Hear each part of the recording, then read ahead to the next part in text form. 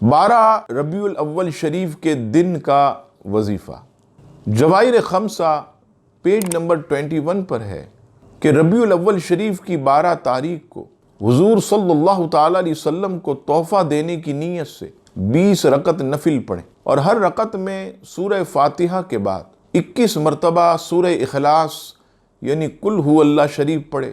ایک شخص ہمیشہ یہ نماز پڑھتا تھا، اسے خواب میں نبی پاک صلی اللہ تعالی علیہ وسلم کی زیارت ہوئی۔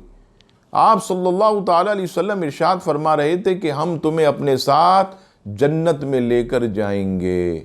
جواہر خمسہ پیج نمبر 101 پر ہے، جو کوئی ربیع الاول شریف کی 12ویں تاریخ کو یہ کلمات پڑھے تو وہ پورا سال خوش رہے گا، اور یہ بھی منقول ہے کہ وہ بے حساب جنت میں داخل ہوگا۔